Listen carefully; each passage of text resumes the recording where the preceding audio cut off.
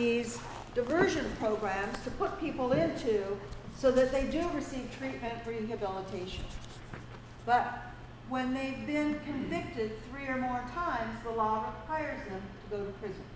But for any of you who may be familiar with the addiction cycle, you do know that people oftentimes need more than 2 chances to be able to get themselves straight, to be able to go into treatment. So one of the things that I developed is a program called Drug Treatment Alternative to Prison. And it takes individuals who are prison mandated by law, who are drug addicted, and it gives them the opportunity for residential treatment. The treatment that they get in drug court is not residential, it's outpatient. So they get intensive residential treatment, they're on probation for 3 years, and they have the opportunity to get clean and sober. We've been doing this program now for 5 years. We have a 70% success rate. And I can tell you, thank you. I can tell you when individuals go into prison and come out, there is not a 70% success rate. There's more like 70% recycled right back into prison. Here's the other thing you're going to like. Prison beds cost about $30,000 a year per person. That's taxpayer money. This program costs $9,000 per person for 3 years. $3,000 a year is all it costs us to do this with individuals. So I'm very proud of the program. It saves lives, it saves money, it reduces crime, and it reduces recidivism. So it's a great program. One of the other things that I do along the lines of diversion is with juveniles.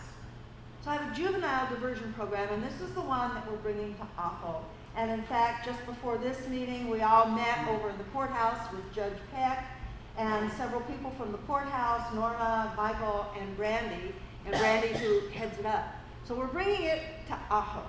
And this is a program that takes juvenile offenders, kids who've been arrested for juvenile crimes, who are not arrested for a violent offense or a sex offense, and it gives them the opportunity to meet with individuals like yourself in a family conference and to be able to be held accountable for their offense, but to do it in a way that is restorative, that repairs harm to the victim, that helps the kids realize the harm that they've caused by being arrested to their family, to the community, etc. So we have decided that on May 17th, we are going to have a community-wide informational session. You are all invited. I hope you all come. I think it's going to be here. We're going to try to have it here. And it will be a session where we go into some detail and explain what the Community Justice Board is, what it does, how it operates, what the commitments are, etc. That's on May 17th. It's a Tuesday night. But what we're also going to do, because I'm bringing staff from Tucson, is for those people who are interested in participating. And trust me, you do not have to even have an interest in participating if you want to come to the informational session. If you just want to find out what the heck is this Community Justice Board and what are they going to be doing in my community, please come. But for those people who want to participate and be on the board and actually participate, the following night is going to be the first orientation night.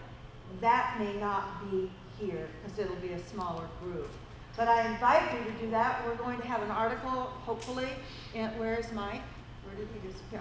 Hopefully in the Ajo Copper News. John is writing it. Okay. And so it's going to be an informational piece about what it is and what we hope to do and how we hope to involve the community in Ajo. This is going to be a great opportunity for those juveniles to get right with the world, to figure out what's going on, to help build individual plans, to help them do some goal setting, and to get them reconnected back up with their school, with their community, with their family. It is really a powerful program that has produced incredible results in the rest of Pima County. There are 17 boards throughout the greater Pima County area, and now I would like to bring one to Ajo. I've been planning this for years. I've been planning it for a long time. For the first time, the stars have aligned. I have a judge who's really interested in making this happen. I have a victim advocate on board, a prosecutor who's now starting to do some of the juvenile work. So the stars have all aligned, and I think now is the time to make this a reality here in Ajo. So I'm very, very excited by it.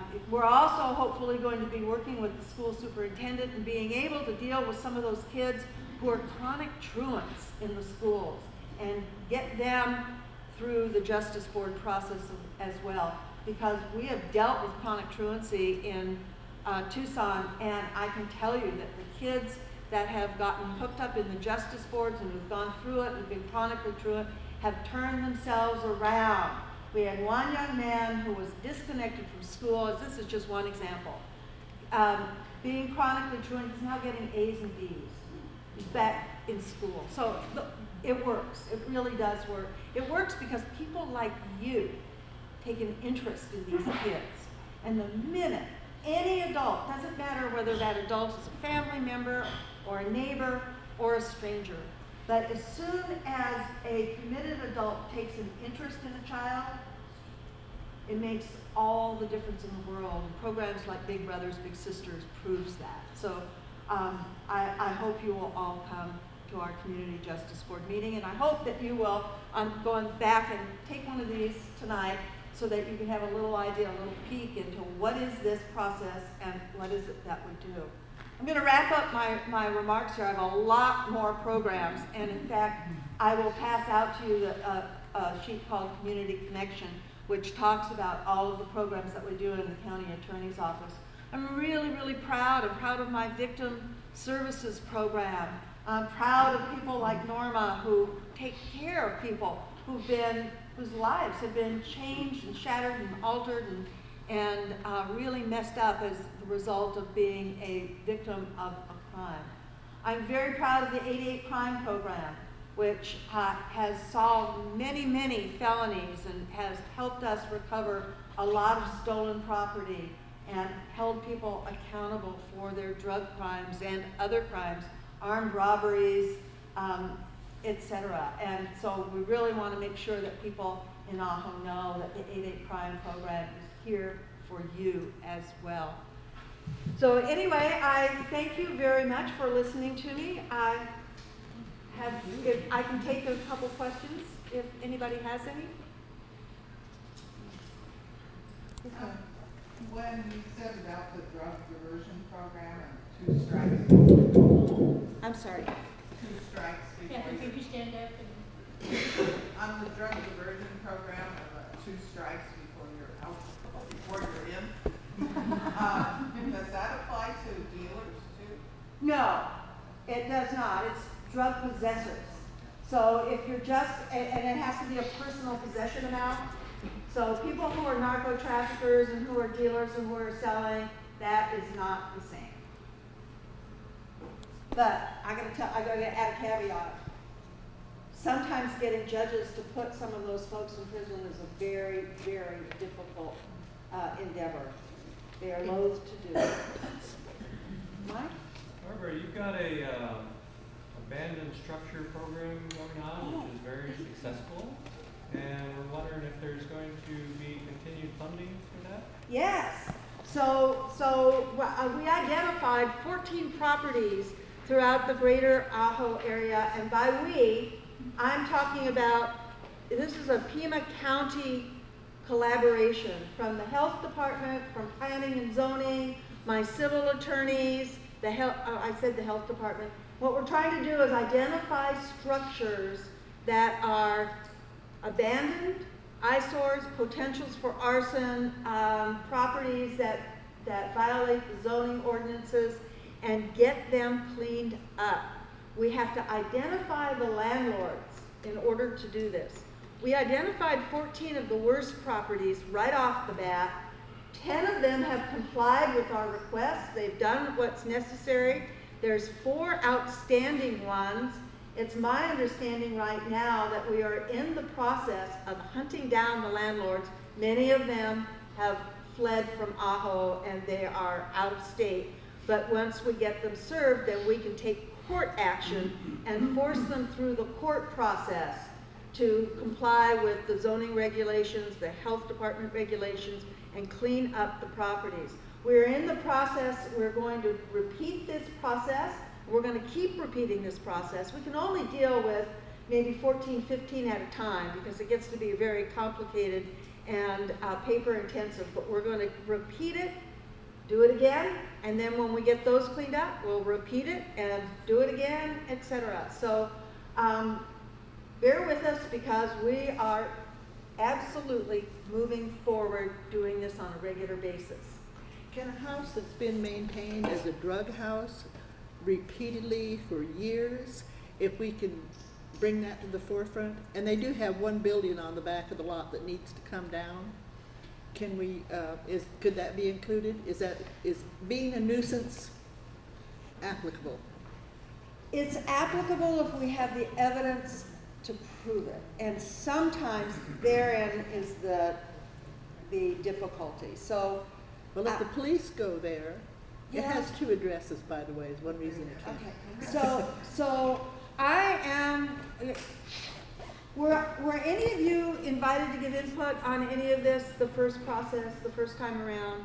I think we've learned a lot doing this, and we're going to be identifying new properties, and so what we ought to do is to involve you in helping us identify them, so that if you have those kinds of properties, we can at least look at it, pull police reports, see if they've been identified. Yes. Yes. Barbara? Yes. I'm I sorry to think stand you in front of you. I think you just hit on what we were thinking about. If we submit to your office the addresses of some places that we think should be cleaned up, would that be all right? I think that would be great. Okay. I think that would be great. And the contact for my office, why don't we just make it Michael, and you can email him, and then he can just make sure it gets forwarded to me so that it doesn't get lost, and he can, okay? And so I'm going to tell you what his email address is. It's Michael.Colmenero, Colmenero,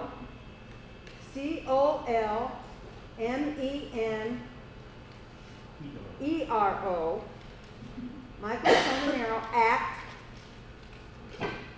PCAO, Pima County Attorney's Office, PCAO.Pima.gov. You can reach anybody in my office by knowing their first name, last name at that address. Feel free to email me, but I'm telling you the better person is Michael right now. You're welcome. We'd love that input. Excuse me, if you know for a fact on my street, Esperanza, if those drugs have been sold for many, many years and it's continuous, can you look up that address, see how many times the cops go there? It's Yes, we can do that. Part of the problem is, what have the cops discovered when they've gone there? Have they made arrests? Are there drugs involved? So we can. If there's been a police report done, we can look it up by address. Absolutely. Yes, ma'am. What was it that we're going to have information meeting on May 17th? On the community justice boards. So the 17th or 27th? 17th. No, boards. Boards, community justice boards. These are neighborhood boards where individuals come together and they help change the life of juveniles who've been involved in the criminal justice system by being arrested for a nonviolent, non-sex offense. what time? What time, Mama? After 5. It'll- It'll be advertised, and I will be going around to make sure it's gonna be in the paper. You can, contact me if you're interested also, and I'll have more. And we're going to have some flyers. We haven't Yes. decided on the time. We're hoping to be able to have it here, but we haven't pinned this down. Can I suggest There. something? Yes. Can you send that request to Robert Padilla, NCC Joe Bar? Okay, Robert, yeah. DA, yeah, you, Okay, and then they come and tell me. okay, Because it would involve after hours, and so that's where we. perfect. Well, thank you all very much. I really appreciate being here, and I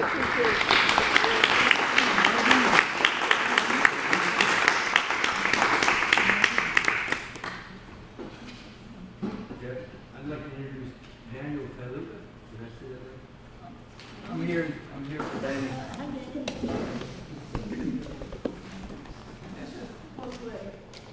Hi. Can you guys hear me? Yeah. Is that fine? Okay. You guys want me to use it? Yeah? Yeah? Okay. Okay. Good evening, everyone. My name is Josué Licea, and I'm here from the Pima County Community Development and Neighborhood Conservation Department. Unfortunately, my supervisor, Daniel Tyler, he couldn't make it over today. Slow it down, Okay. Unfortunately, my supervisor, Daniel Tylucky, couldn't make it out today. He had a last-minute commitment that he had to attend to, so I'm here on his behalf. And I'm here to present on the home repair program, and I want to mention that, I work for the community development department, and we basically work with agencies. And we have an agency that we're working on here in ISDA, and I just want to make it clear that we are doing similar things. We're complementing each other's work, but we are two separate programs. So they have a home repair program, which is called Ajo Builds, Ajo Works, and we have the home repair program through our office. So these are two programs that complement each other. I was asked to mention that, let me see. I brought out some applications. I know there's probably a lot of home repair needs out here. And unfortunately, the home repair program is a very popular program. Being that it's a grant-funded program, it's basically free if you qualify, if you're low income. So we have a waiting list of about 200 properties right now. So it's typically, it takes several months before your file gets pulled. But we try to get to every property we can to. And we try to prioritize those by, let's just say you have a really bad emergency. Let's say the roof falls off in the storm, or you're out of a furnace in the winter time, your main line of your water breaks in the summer. That's typically the priority number one. Second is the elderly population. If you have an elderly and disabled person in home, those take the second priority. And then the third priority is for elderly and disabled with children in the home. So that's how the homes or the projects are ranked as far as pulling them for the workload. Let me see. So I just want to let you know that we try to make every effort to come out here. We've had some change or turnover in our department. So we have some new people that are getting trained, and they're making every best effort. They'll probably be coming out here in the next few months, because I know there's some files that have been pulled that'll be coming out here to do some work. And so I just want to let you know that if you have any questions about the program, feel free to give me a call or send me an email. And I'm going to leave some home repair applications here up front. There's 5 in Spanish and 5 in English. If we need more, we can send some more out here. We'll mail them out here. And if you have any questions, I could take some right now. If it's something very specific that I can't answer right now, I could wait until after the meeting and we can address it then. What are the income level parameters? The income level, off the top of my head, I couldn't tell you. For a household of one, I think it's about 32,000. But I'm not 100% sure on that, but it's around there. Are funds provided so that people hire their own, and do you hire local people? No, so our program, we basically run the project. So we have home repair specialists that come out and assess the property and develop a scope of work. And then we have job order contractors that are already on hire through the county. And we basically contract with them directly. They're already on hire and they come to the job. Have you talked about future hiring some of the ISDA's people through their apprenticeship program? Well, was saying earlier, ISDA got a grant this year. They currently have a grant, and I think they have 4 properties lined up for that. So our program is not here to take away ISDA's program, and ISDA's program is not here to take away our program. It's basically going to complement each other. Hopefully we can repair more homes that way. Excuse me. Yes. I think what the question might be is it possible to hire local apprenticeships through Alpha Works or through just local craftsmen? Why do we have to have them come down from Tucson or someplace? Not through this program, unfortunately, because these contracts are set on a 3-year basis. Once again, these are job order contractors, and they're procured once every 3 years. So unfortunately not. I'm sorry.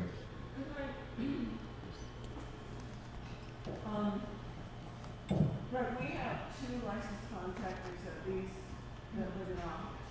They could apply to be on your job contract list, couldn't they? They could, yes. Once the procurement is out for that service, yes, they could apply for that. So they could apply, and then people could work under their supervision. Just like the contractors, workers that they work with. I couldn't get into the detail on procurement, so I don't know much about that. Well, but the contractors that we do have here, I know there are at least 2 licensed contractors, they can get on this. I would imagine so, yeah. They meet all the qualification on the procurement requirements, yes.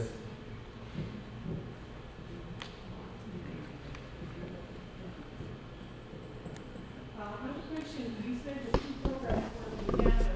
Can you apply for each one? Or is one exclusive from the other in that regard? No, I would suggest apply with both and see which one can get to you first. Okay, what if ISDA Works has already started They've already started work. on my house? Yes. Then you probably wouldn't qualify since you're already, it's the same funds. Okay, all right, that's It's what the I- same grant source. Okay, thank you. What if this is CSV doing I would imagine that? so. We could deal with that as an Okay, yeah, let's talk individual. about Yeah. it after. Any other questions I can Individual take right now? questions. If you want, I could put my information up here and my phone number. Yeah, okay. Do you want me to I'll give it to him right now. All right. Aaron, do you want to tell us what it is that Alpha Works, Alpha Works? Yes, absolutely. How they get in touch with you? I mean, if everyone's sort of heard that what they want to hear from Josue. All right, thank you very much.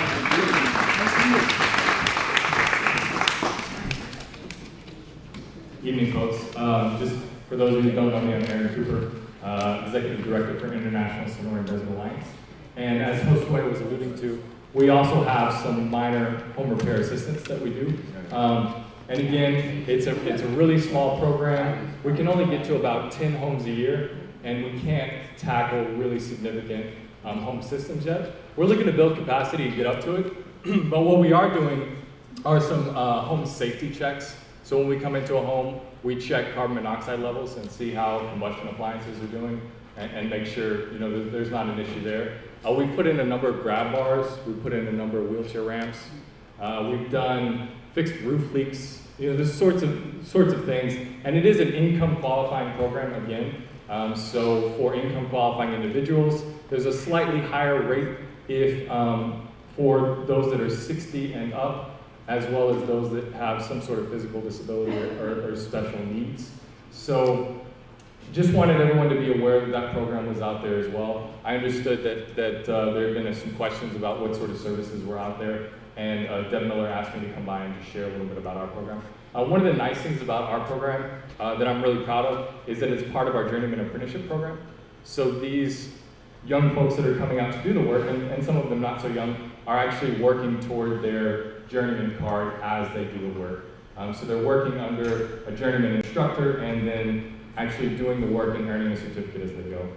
So definitely very proud of that. If you have a need or know someone that does, be more than happy to connect you with someone in our office who can do the income qualification paperwork. I also have just sort of a list, and I'll leave a stack of these, a list that has the income qualifying guidelines. So if there's any questions about would I qualify, would I not qualify, have a stack of these that I'll leave, and I'll also leave information on how to get a hold of us. So just 3570 or ahoworks at isthenet.org.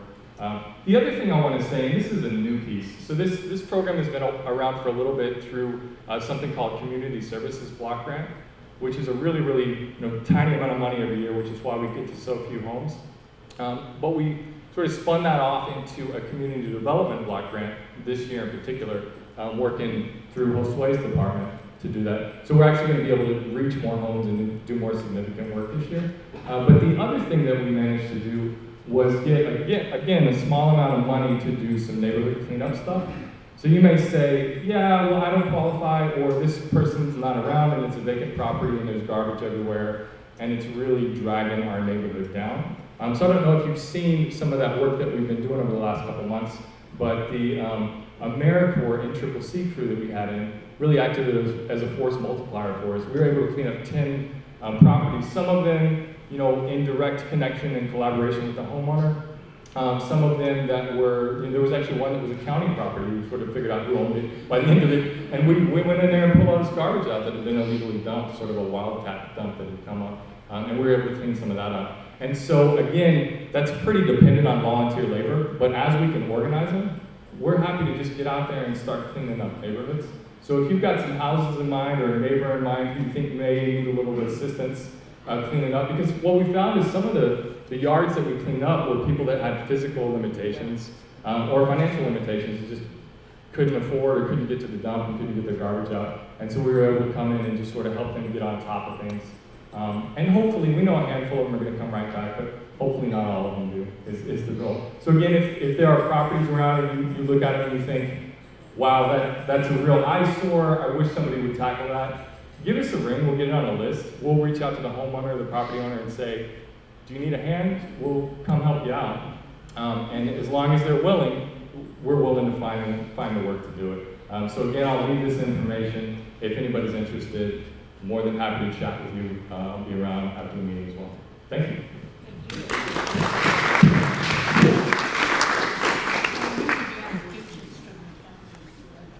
Our next speaker is John Fox, a holistic beekeeper and bee remover if necessary. And I'd like to ask you to listen very carefully to what John has to say. He has a lifetime of experience and a very special insight on living with bees without fear and understanding what many terms that we may think are fearful about bees really mean, and how wonderful it is to have bees in our lives.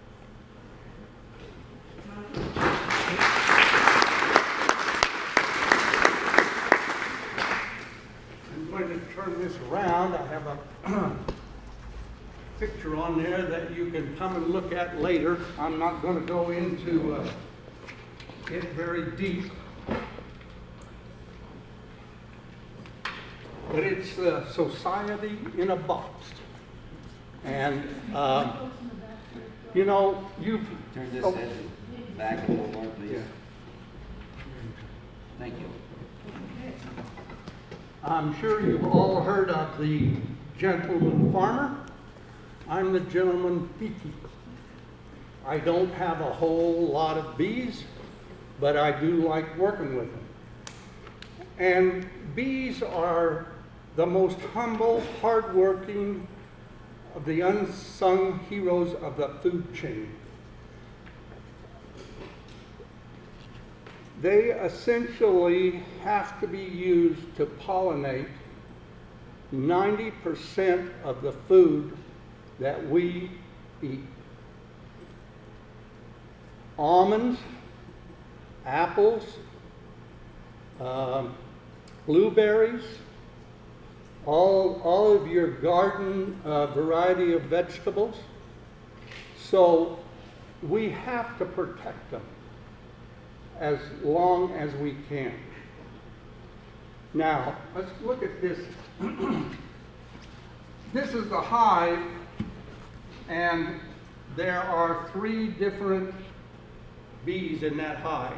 The queen, the female workers, and the drones. The drones are the only males in the hive, and they don't do anything but lay around and eat honey until it's time to breed with the queen. And so in the fall of the year, the worker bees will kick them out so that they won't be eating up everything that they need for the winter. Now, all of the other two, the worker and the queen, are all female, so you know who runs that job. Now, as soon as the worker bee emerges from the cell, the first thing she does is to start cleaning the cells so that the queen can start laying eggs in that cell. And from there, then she starts taking care of the baby bees and making the wax comb. After that, she starts foraging for nectar, and so she's pretty busy. Every one of these ladies have a job to do, and they each get to change jobs, so it's not boring for them. Now, the queen, once the spring starts and they start making the wax comb for her, she can lay between 1,500 and 2,000 eggs a day. And that's why that we have probably up to 50,000 bees in one colony. And now let's talk about the swarms, bee swarms. A swarm is caused by too many bees in the hive. And when this happens, the worker bees will provide a new queen. And when she hatches, the old queen will take half of that hive and they'll leave. Now, they can end up in some of the darndest places. I've seen them on tree limbs, in bushes, on shopping carts, and in irrigation controls. And most of the time, they cannot sting while they are swarming, because before they leave the hive, they gorge themselves on honey. And they need to do this so that when they establish the new hive, they'll have something to keep them going until they can start foraging outside.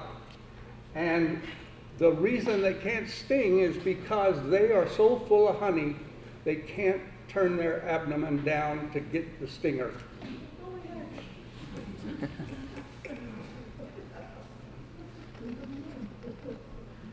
Now, at this time, the queen will send out scouts, and they'll scout around the area, and they're looking for some place where they can build a new hive. And they will find the smallest hole that they can find, and that's where they'll go. If it's in a house, abandoned house, that's where they'll go. Now, if you have any place in your house that they can get into the attic, the best thing for you to do is to call a beekeeper and let them come and look at what the situation is and see if they can save that hive. It's not always possible. Sometimes it just can't be done. As Mr. Freeman knows, they had a big swarm of bees in that building out there across from NAPA, and I tried to get them, but it was just impossible. There were just too many of them, and so they had to exterminate them. If they get into the attic of your house, you need to either get the beekeeper to remove them or get them exterminated, and that's the last resort, because once they start bringing honey in, it's not going to be long before the heat down here, the honey starts running down the walls, and that attracts ants and native bees, and so we got to get them before they really start putting the honey into that attic. After World War II, there were approximately 5 million colonies of bees in the United States. Last year, they were 2.5 million colonies. So we have lost a lot of bees in the last few years. Now in the 50s and 60s, bees started to lose out, and these days estimated that the 2.5 million were all that was left. Bees face problems today.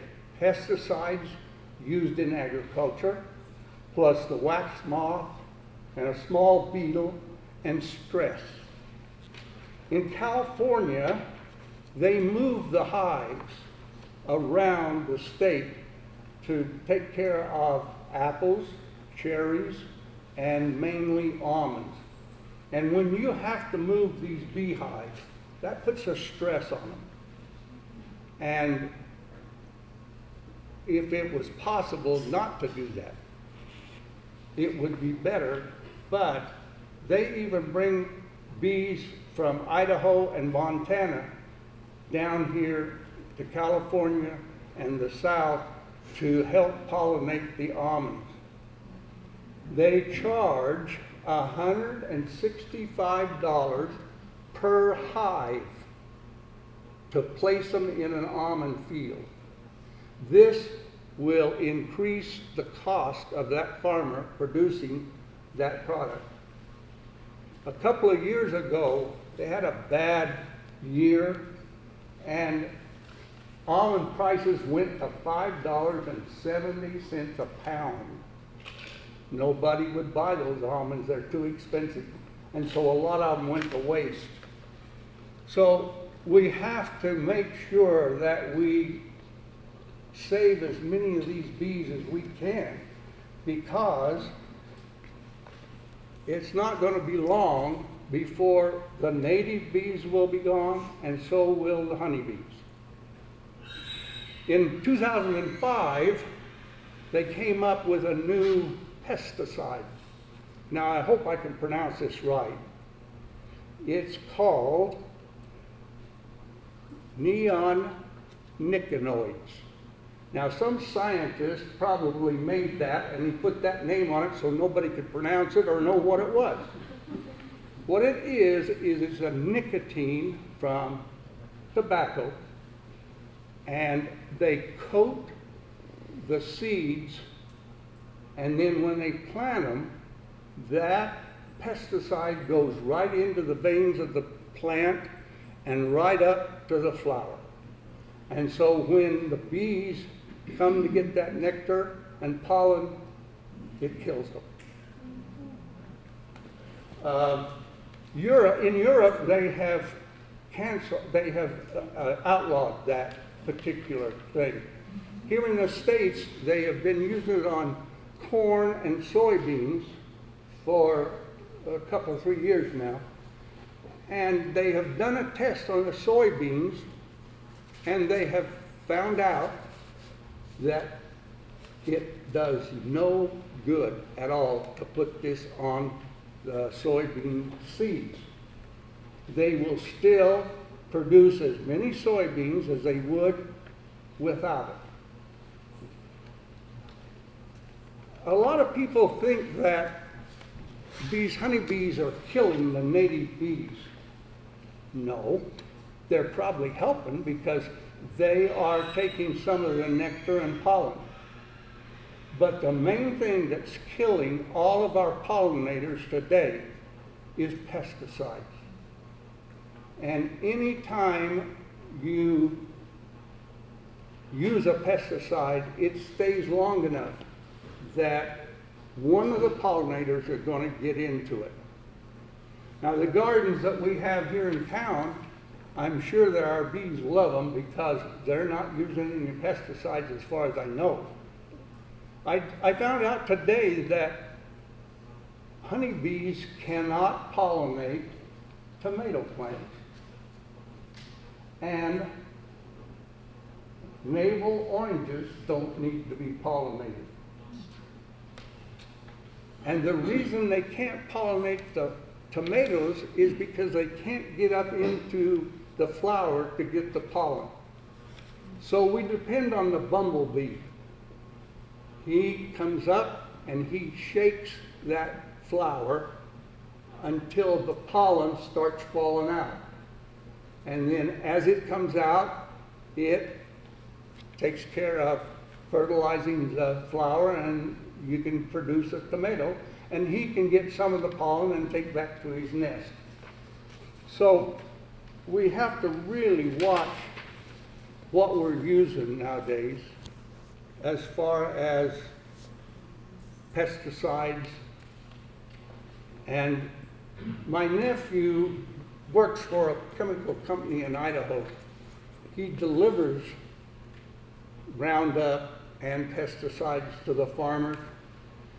And I talked to him, I said, what is the most expensive pesticide that you sell? He said, 1 gallon costs $4,500. When they have to use that kind of pesticides, that brings the cost of their operation up. And in turn, that's going to bring the cost of potatoes up. So we've got to watch that really close.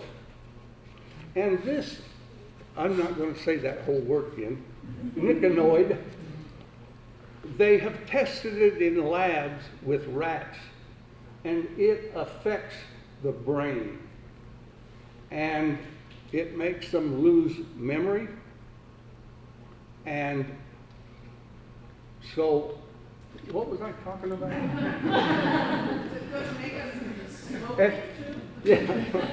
If you continue to eat the produce that comes off of the farm that is using this pesticide, it's going to affect your brain. The only way that we can completely save all of our honeybees and native bees is to eat organic. If everybody in the U.S. would eat organic, it would put the chemical companies out of business. And that's probably what it's going to take, because they've been trying to get rid of some of this pesticides for years, and the government won't take care of getting rid of it. So if we continue the way we are, we're going to be like China. China, in some areas, have no bees at all, not even native bees. They hand pollinate apples and pears. So we better watch out, or we'll be out there with a little brush pollinating some of our vegetables and stuff. Now, I'm going to open it up for questions, but first of all, I've got a couple of questions for you. Does anybody know how long a honeybee lives during the honey season? 6 weeks. That's right. I didn't think anybody would know that. Okay, the next one. How much honey does a honeybee produce in its lifetime?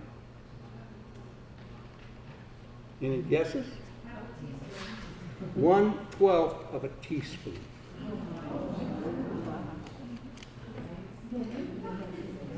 Yeah. Now, a lot of people ask me, well, does the honey in this area, if I eat it, does it take care of my allergies? It hasn't been proven, but there's a lot of people out there that swear by it. I read an article, this one lady had a 6-year-old, I think it was, that during the summer really had a bad time. She started using the honey from that area, not the processed honey. It has to be the honey that's not gone through the processing to be sterilized. And you need to use the honey and the comb because it's got everything in there that you need to take care of the allergies, and also it's good and healthy for you. 1 teaspoon a day is all you need. Sometimes it'll take 3 or 4 years, but it will take care of allergies. Now, any questions? What about pollen for allergies? Pollen? Uh-huh. I know up in Snowflake they used to sell pollen for allergies. Yeah, I don't know much about that because, My husband tried it, it didn't work. you know, they advertise royal jelly too. How are they going to go in there and get that royal jelly away from that queen? I don't know how it's done, but, you know, anything can be done, I guess. Could you explain how you define Africanized and what that word really means? And Everybody's afraid of that word, Africanized bees. Back in, I think it was 1987, down in Brazil, this guy decided that, hey, if the government will let me, I'll go to Africa and get some bees. We can make bees that are faster and make more honey and help our economy. Well, about 20 queens got away. And that's why we have Africanized bees. And we're not going to get rid of them. We're going to have to live with them. But if you leave them alone, they won't bother you. If a bee, any kind of a bee, is on its way to find pollen or nectar, it won't even bother you. I work with these Africanized bees around here all the time. And yeah, I get stung, but doesn't hurt for very long.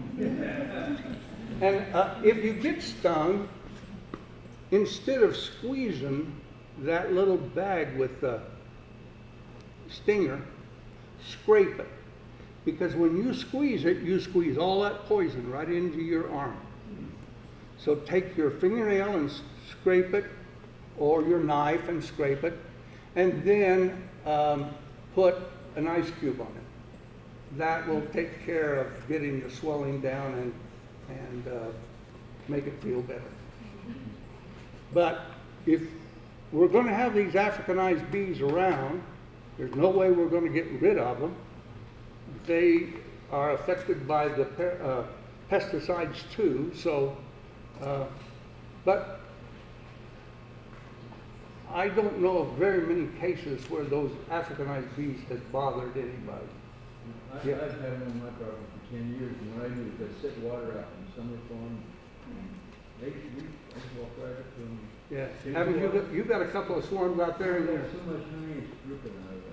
Can I put a pan on that? Yeah, yeah. John, I think the point you made is really important. That it's a swarm, it's not in the hive. It's a swarm, which is what we're going to see. You'll see a lot. You might see in the trees. You might see. Yeah. You know, they're not going to sting you. They can't sting you, and that's where a lot of people get a fear because they see the Right. movies. I've seen them hanging in the bushes. And It's near the hive is Yeah. where you're going to get your most potential to get stung. Yeah. So if you see these going in and out of something, obviously you don't want to approach them. If it's Yeah. at your house, that's where John then give you suggestions on what to do. Yeah. But a swarm that's out in the open, not in a building, because Africanized and honeybees are cavity nesters. They go into nest inside something. If it's out in the open, it's a swarm moving to a new location. And they cannot sting There's no Right. reason to be afraid, we just simply have to walk away. And lots of times you'll see a swarm of bees hanging in a tree. Don't worry about them. Just walk away. I've had them so high in a tree I couldn't get them, and in 3 days they're gone. They have found a place to go. They're just looking to go somewhere else. Yeah. And the night they had the gallery opening down here on the plaza, a lady came to me and said, "I understand you work with bees." And I said, "Yeah." She says, "Come here, I want to show you something." We walked out in front of the Chamber of Commerce, and about this high off the ground in a bush, there was a swarm of bees about that big. I said, "Oh, okay, I'll get them in the morning." Came back the next morning, put my hive underneath them, hit the bush. They all went in the hive. I put the lid on, left them there all day, came back and got them that night, and they're doing great. There probably weren't more than about maybe 10 or 15,000 bees, and I had to feed them because there wasn't anything for them to eat.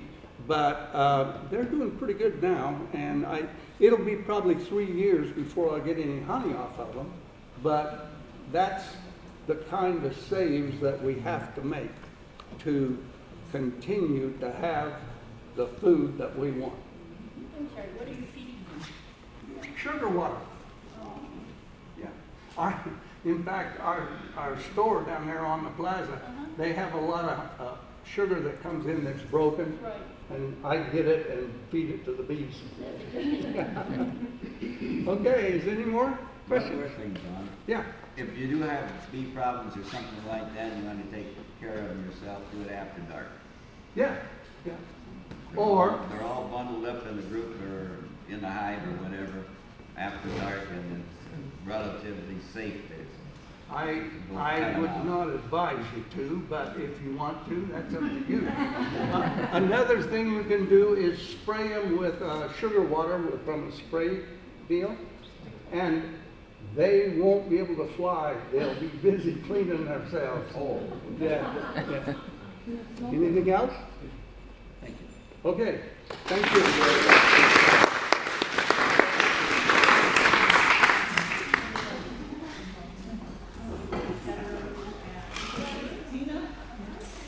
I have on the table over there some handouts, and one is from the Natural Resource Defense Council, one of the best 501(c) in the nation. They give 80% of their income actually to the resources. They only use 20% for administrative costs. And they are undertaking a lawsuit against Bayer Chemical in Germany, where the neonicotinoid is produced, to try to get them to stop this one chemical. They're not trying to shut down Bayer's aspirin production. They just want to stop the manufacture of this deadly chemical. And then there's another handout about, and if you contact them with the information that I provided, you can get a Save Our Bees bag, and it would be wonderful to see people walking around town carrying a bag. Why don't you Then hand there's those out? Oh, yeah, no. There's the Save Our Pollinators Act, introduced by a representative from Oregon, also to stop the use of the deadly pesticides that's killing the source of our food and, really the source of mankind. And then, Wildlife Federation's Pollinator Gardens, that some of us have already studied. A place where you can get more instructions about that. And then, again, more information about, there's actually 3 different angles that Environmental Protection Agency needs to ban the neonicotinoids. Our federal legislature also needs to ban the use of pesticides, and then we need to stop the production that's promoting the sale of profit from the pesticides with fair control in Germany. And I have all this information. I'll take it all and take some signature or electronic computer. Good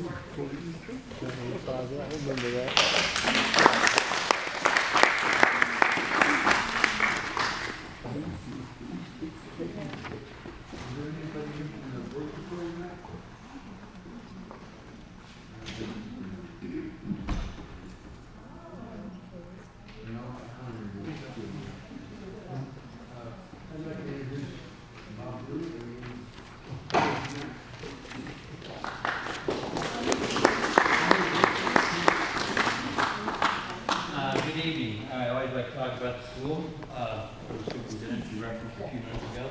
I like the idea of keeping children out of jail. It's part of the education. Just a little fact that I'm kind of talking about.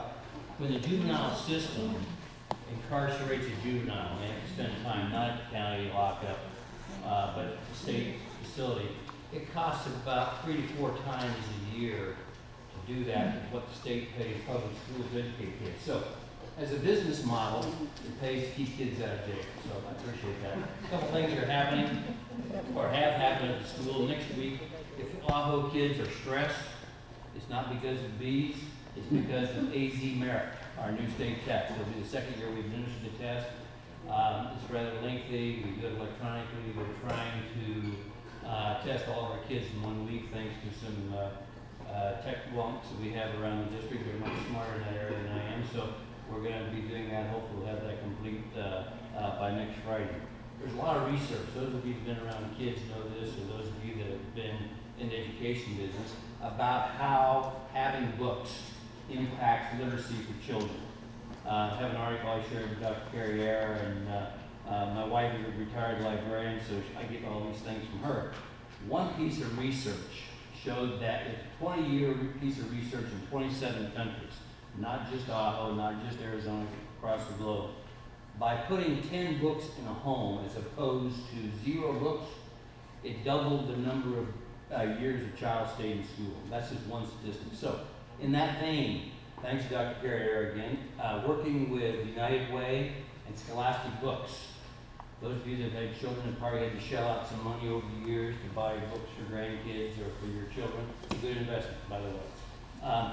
They donate books to kids in grades K through 2. Was that a week ago Monday? Pre-K, thank you. Pre-K. I keep forgetting we got the real short ones over there. Last week, a couple of our parents, our SOS group, organized volunteers. We gave away $3,000 worth of books in cost dollar school for dime, which I don't think that was a lot. Every child got was 10 or 12 books. And the thing that was cool about it, Aaron mentioned this group of young people you see in town with great t-shirts, the NCCC group. They're very, those young ladies and gentlemen should become teachers in my opinion. In fact, I tried to recruit them, but they have a real good demeanor with children. They were sitting reading to kids, getting kids enthused, and it was, I don't know what it is about kids. It's almost like a developmental stage. If you're excited about a book, if you're talking to a kid about a book, they get excited about it. So there's a lot of enthusiasm as they're helping kids. And the kids got to choose their book. With some coaching sometimes, but so they took a lot of ownership. It was a great opportunity. One of our teachers, a high school and junior high social studies teacher, Mark Collins, wrote a grant for Donors Choose. The grant he wrote, again, he's a social studies man, rented or we got a map for about 2 weeks, almost as big as this room, of North America. In my travels as an educator for the last years, I find out when talking to little bitty people, and sometimes from families who don't have a lot of income, what'd you do over the holiday? Well, we visited Grandma. Well, where's Grandma live? Well, Grandma lives over there. Over there could be Sells, or it could be LA. They don't have a feel because of the lack of travel and just lack of life experience, what it's like to see the spatial relationship. So Thursday night last week, we had 250 people probably at school. We served all-American food, pizza, and teachers did booths, and we have some international teachers here, and they did some dances and so on and so forth. And the elementary kids had come into the gymnasium. We had to move physical education and health class for a while. They could stand in the middle of Kansas, they could stand in Vermont, or they could stand in California. It was a cool event. Had a lot of families involved with their kids and enjoyed that. Next week, if you're looking for Bob Dooley, I will not be here. I am going to be in Ohio, recruiting teachers. Dr. Carrier went to South Dakota a couple weeks ago. She's going to Phoenix tomorrow to recruit for NAU, not for NAU, with NAU for us.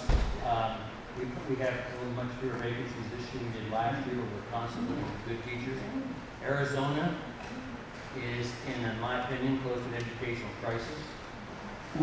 We're losing an excellent teacher this year, excellent. I take this teacher anywhere. One reason, money.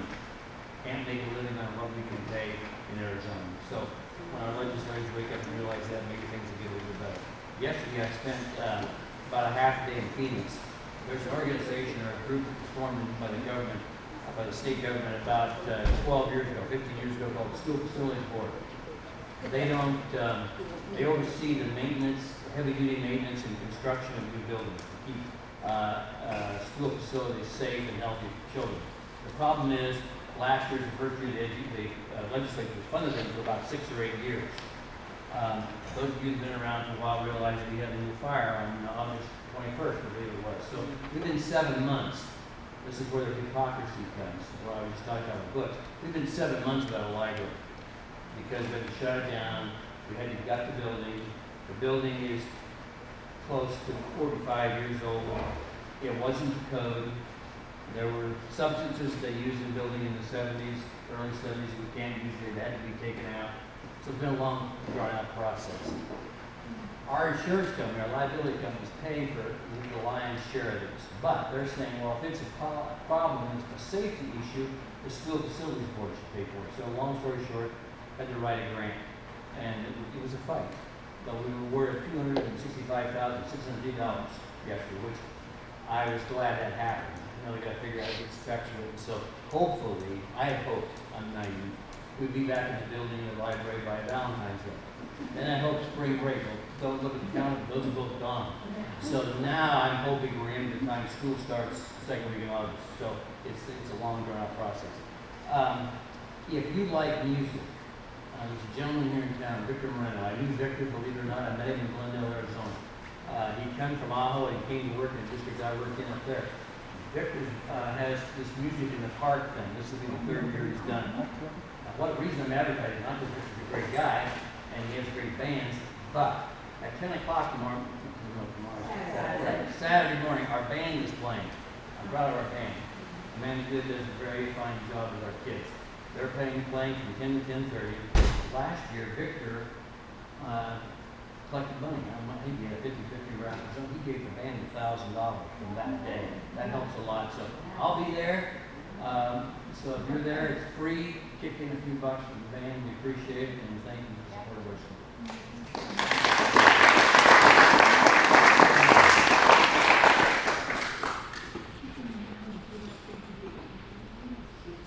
I would like to introduce Merle.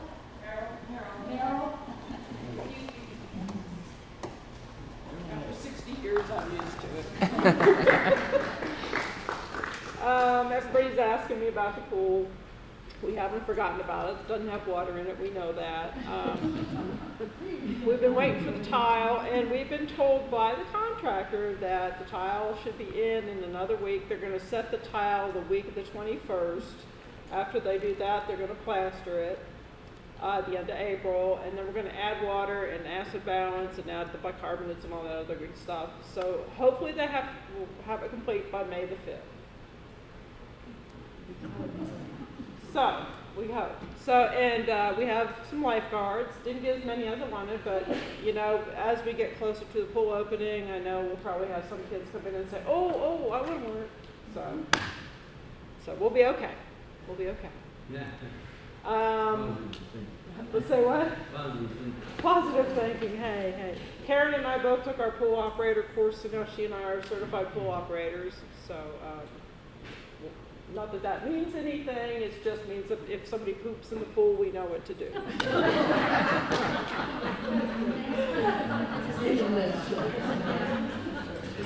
The new picnic tables were taken out to this in March, and I may have said this on the last meeting. 5 new concrete precast picnic tables were taken out to the horseshoe, kind of arranged in the horseshoe area, but we left it an open space so you could maneuver around, and you know, you can have a head table, and there's a nice big grill out there. So everybody who was upset with me for taking out the old horseshoe picnic tables that risk management said get rid of them, now got new tables out there. Okay, plus a nice big grill. What else? Oh, the bees. Before anybody hangs me, okay, we did have a closure this week. We had to shut down the playground because the bees had gone into our irrigation system, and I've got the hive. If you want me to show that, it's right in there. We pulled that out. In fact, let me get it. It's like really cool because I did this in such a short time.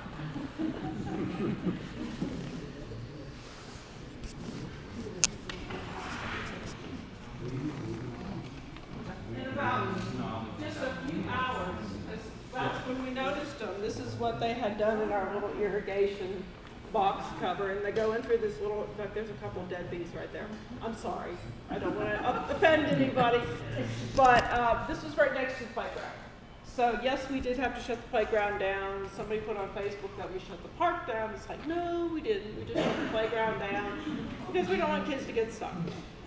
And so then it was taken care of in the evening, and I'm sorry, John. But anyway, so I mean, we have to think about public safety on our end. So, and I know some people, you know, have come up to me and said, why don't you call somebody? It's like, well, I can't. Risk management will not allow us to do that. We have special procedures that we follow. Swarms are okay. Swarms we don't, just leave them alone. They'll go away, and we do that. And you'll see around here, you know, we'll put the sawhorses up and some caution tape around and put a sign up that says bees in the area, careful, caution, all that good stuff. This was a little bit different. They were down in an irrigation cover, which they will do frequently. And they built up those white things? Yeah, that's the hive. Yeah, that's the comb that That's the the comb. queen will lay the eggs in. And they were already making honey. And that was just in what, a few hours, John, I think, maybe? Yeah, probably, yeah. Yeah, 4 or 5 hours. So, yeah, and you know, we don't like doing that. You know, my applicator, my pesticide applicator, his dad was a beekeeper in town, you know, and it's like, we have this kind of Buddhist moment for me, you know, it's like, oh my gosh, you know, but I've got to protect kids. I've got to protect the public, so don't be mad at me, you know.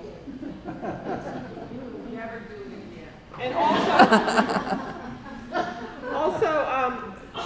and thank you for putting that in the paper. We try to shove steel wool down in these irrigation hole covers, and I've told somebody if they ever invented a cover that had a hole that was covered, they'd make $1 million because, you know, we have to stick a gauge down in here and pull it open, and it's like that's a great place for bees to come in. We've had rattlesnakes get stuck, you know, and then the body's hanging out.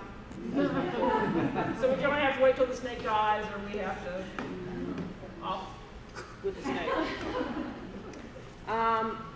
Are there any questions? Because I've had a lot of phone calls at home in the evening this week about various things. So is there anybody who has any question about anything that is going on and all the other rumors associated?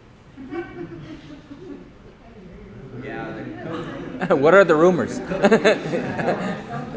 The cook needs some help. She got help. We fingerprinted her new house. We did it for her because instead of having her go to Tucson, we just fingerprinted her because we're certified fingerprinters too. well, Tom takes care of that stuff too. Oh, well, we did it, and so we got her in because they were saying, well, we're going to mail her the package, and I said, no, Marina needs help now. She does need help now. She's a bus driver or a van driver. Van driver, right, yeah, so she's looking for somebody who wants to, if anybody, Aho works, anybody wants to drive a van to deliver the meals, so. Oh, good, I'm not going to get the question I anticipated. Can you tell us what the rumors are? Anything really? Oh, God, I don't want to stir this pot. Thank you, Carol. Thank you.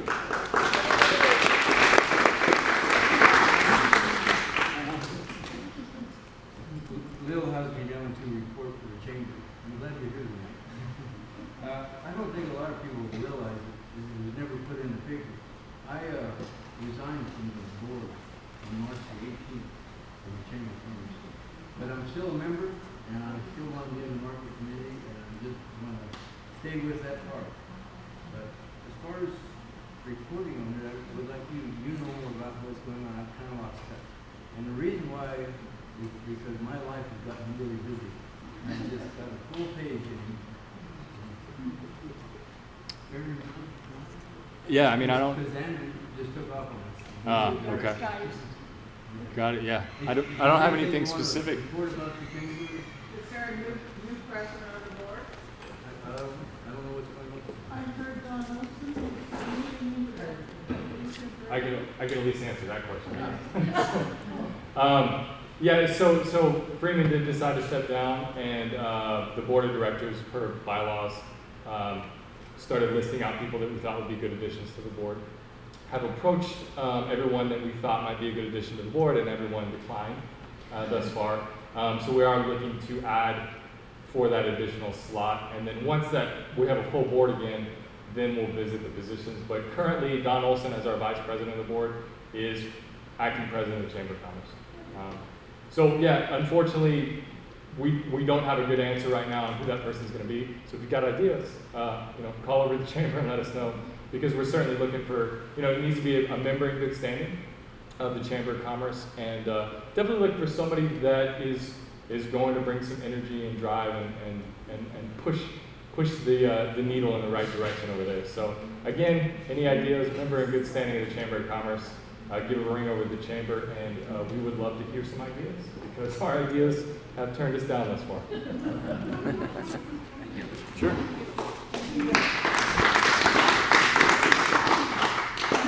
On the call to the floor, Sarah Burgess.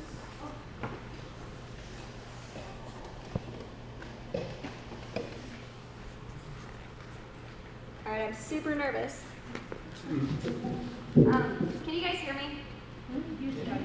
You're right there. Stand in front of it. Okay. I am a mother of 5 children from the ages of 14 down to 8. My kids are in 7th grade all the way down to 1st grade. We have a proposition coming up called Prop 123. I am passionate about this because it's going to hopefully bring money to our schools. So I did a lot of research and I wrote something that I just want to read to you guys really quick if you don't mind.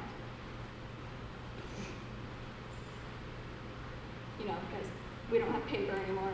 You gotta get on my phone. Okay, a lot of you are probably wondering what Proposition 123 is.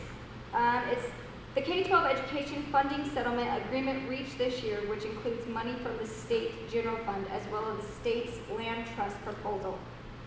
Because the state cannot allocate these funds without voter approval, so the Prop 123 was created.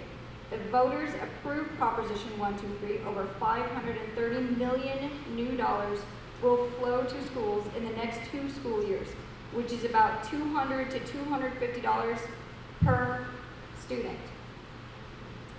These dollars are flexible for schools to use as they need, as determined by individual school districts. We have the opportunity to change the face of education. All it takes is a powerful force to come together and push for better school funding. It takes parents, business leaders, teachers, other educators, community leaders. It takes people willing to work together with elbow grease and energy to push for our new schools' education. The settlement deal creates momentum for continued improvements in school funding. It should not be dismissed or diminished by those who find it less than perfect. It is less than perfect, but what isn't? But it is also a significant infusion of cash and an acknowledgement that schools need help, rather than slam the door on what might be seen as an incomplete or flawed solution.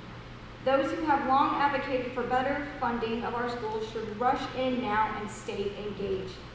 If approved by voters in May, the settlement will move hundreds of millions of dollars a year from the state land trust into our schools, that among the lowest funded in the nation.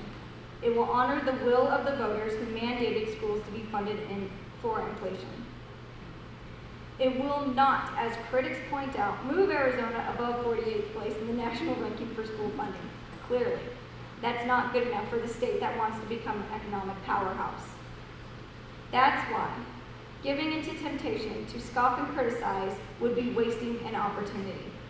Those who care about education need to become an army and active and engaged people who will make it clear to lawmakers that they appreciate the settlement but want further increases for our schools. This will not only help public schools, but schools around the state. This will not only help Ajo, but all schools in our state. It's going to put $3.5 billion into K through 12 education over the next 10 years without raising taxes. Not raising our taxes. Let me point that out. Because if it gets voted no, our school and other schools may have to do override, which will raise our taxes. This is a critically important election, which is held May 17th, so go vote yes, and then attend her lovely thing. Addressing the funding of public education both today and in the future. I urge you to become informed and exercise your voice by voting. As a mother of 5 young children, I know firsthand the impact of a great teacher can make in a student's life. So join me and thousands of parents and teachers across Arizona in voting yes on Proposition 123.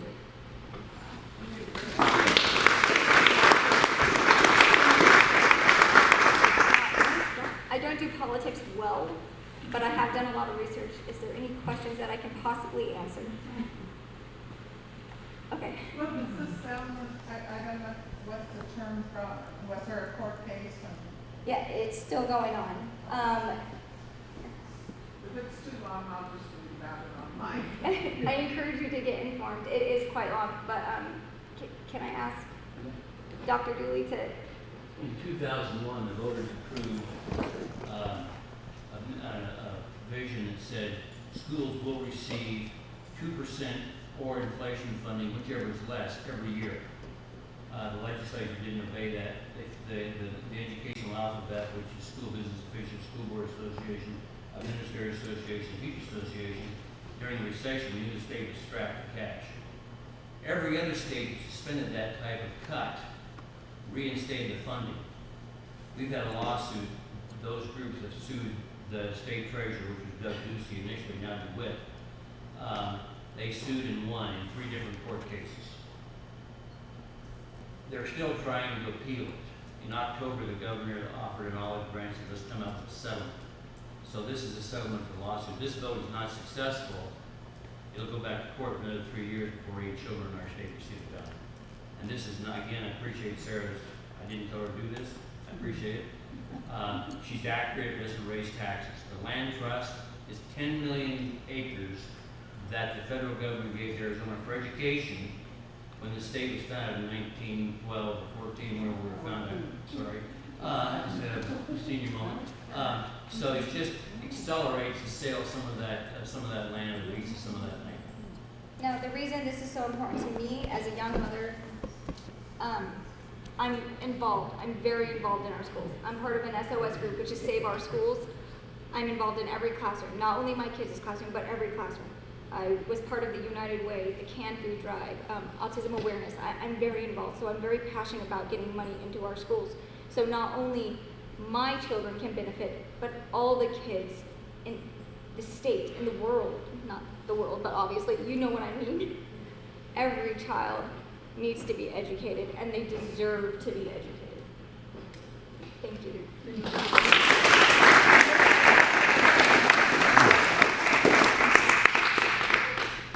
We have a signature on the minute to speak. I'm sorry, I can't read it. I think it might be Lupe.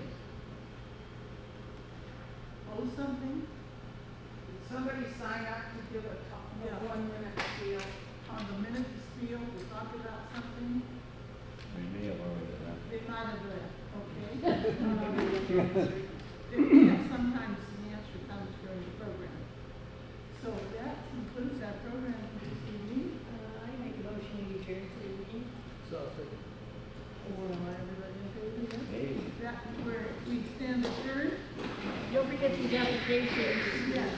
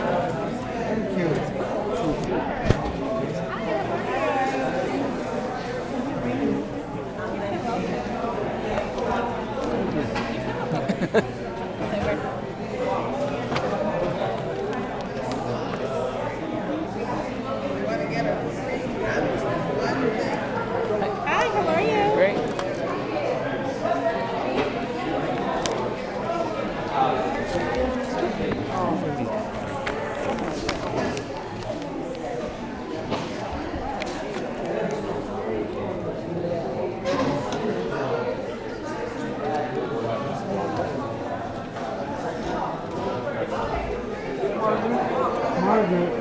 If you can. Which home are you going to? Over my house. But You're going to be glad to be right. well, Make it it in does until I break. come over here. It might start once we are on our way. Right now.